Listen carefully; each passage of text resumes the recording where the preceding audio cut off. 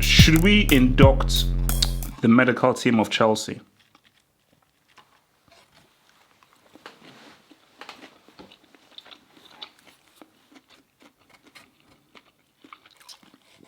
Why is Kante still injured? Please tell me. Why the hell is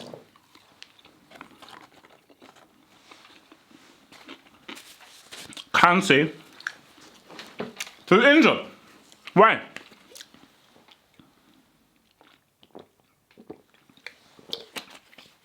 This game was already going to be a tough game for the rookie. Wolves are a very good team. Pound for pound, the fourth best team in the Premier League. Away from home, you need that security. You need that security away from home. And with the way that Lampard likes to play, because Lampard ain't saying to the Conte, Lampard is not pragmatic. Lampard likes us to go full on. So in the way that Lampard likes to play,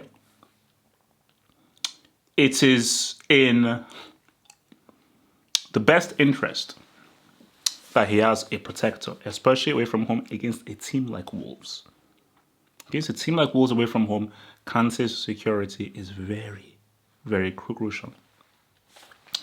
This is not going to be an easy game. This, if you take away Liverpool's game, if you put Liverpool to one side, an argument can be made that this is actually Chelsea's toughest game so far this season. You know?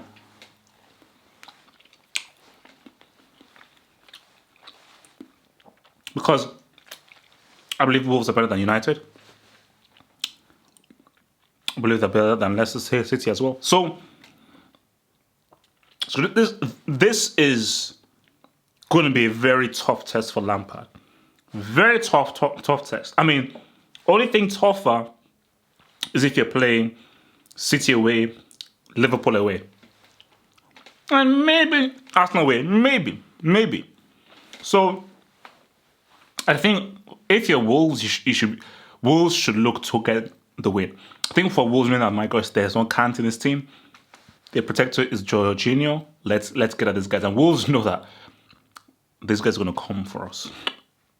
This guy's going to be very direct, very attacking, very offensive. They will leave a lot of space, and these guys are very much happy to come up in an end-to-end game.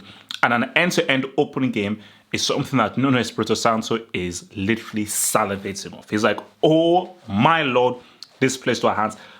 The things that Costa and Jimenez can do with the passing of Neves, I mean, Wolves could slaughter Chelsea open. So for Wolves, I think they're like, look, man, bring it on. Bring it on. Okay, we'll defend against whatever you guys bring on with Mount, Pedro, and so forth. But once we transition, once we counter, we are going to hurt you really badly. You give us that kind of space you've been giving to guys in these previous games. As we've known from Chelsea, they seem to fade away, especially in the second half and so on and so forth, and lose concentration. Guys, it ain't looking great, man. I'll be real with you. It ain't looking great. So how do Chelsea approach this game? How do they approach this game right now?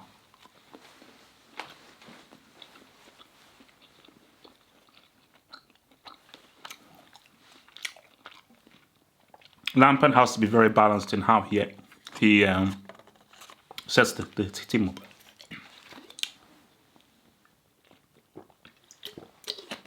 He has to respect Wolves. Sorry. I'll say it.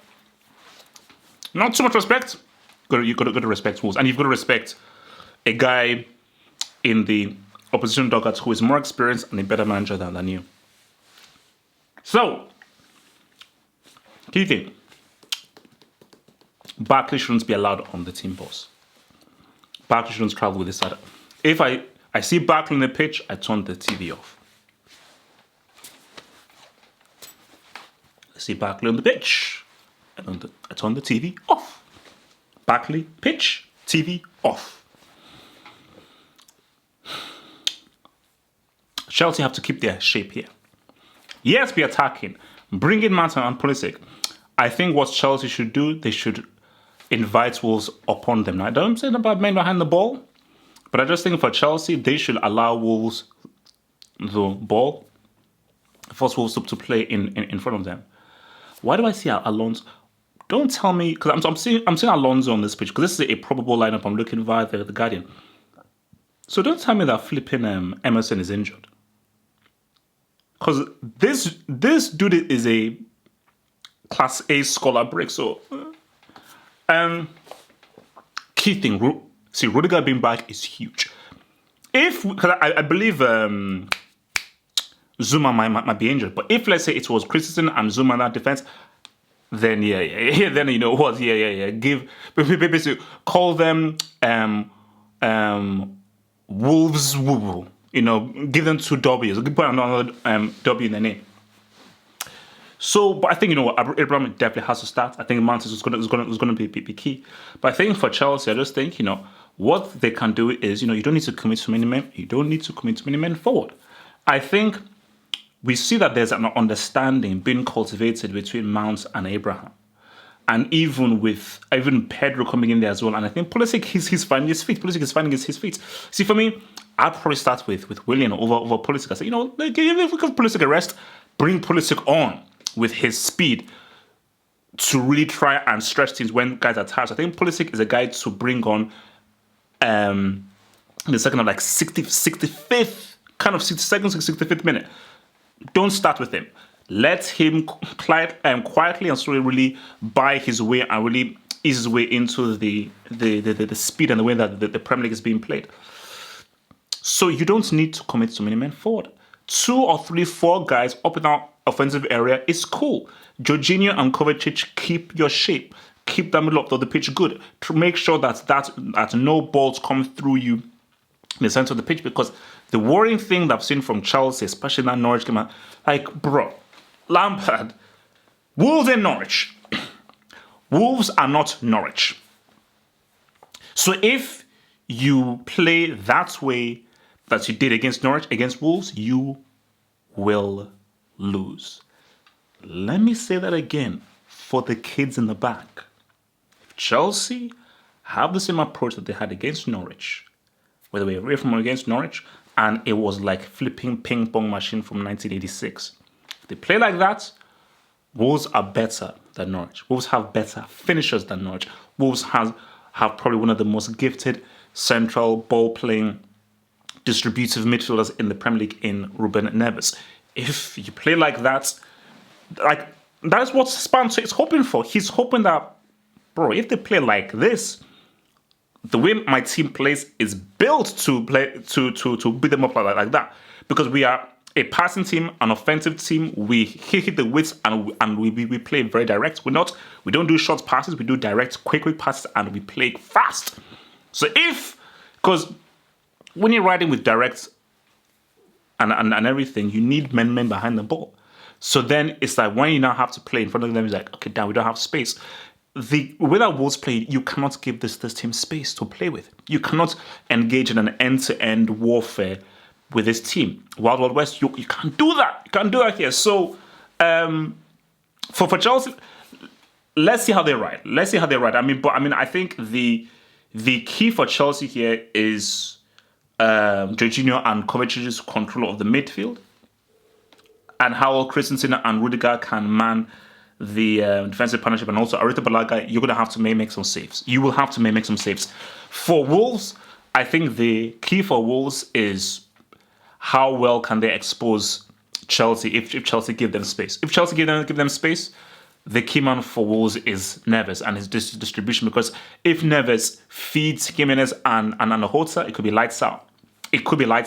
So, and we know that Chelsea defense is very shaky and they're going to leak a lot of G's.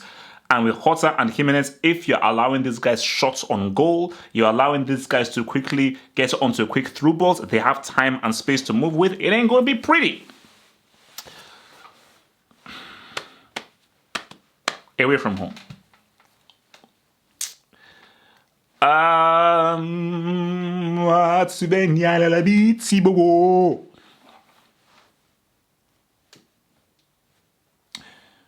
We might be looking at 2-2. We might be looking at 2-2. 2-2. That's my final answer. I think 2-2 is how we're going to roll for this. Remember,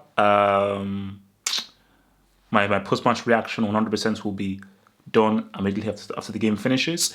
For my full-on post-match analysis, that will go onto the Patreon page a few hours later. And then,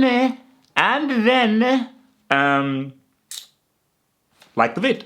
Please like the vid. Just hit that like button, hit the like button over there. Helps with the video. And yeah, man.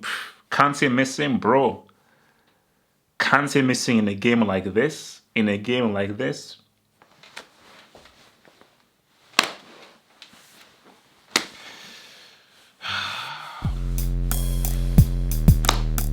Champions League semis minimum.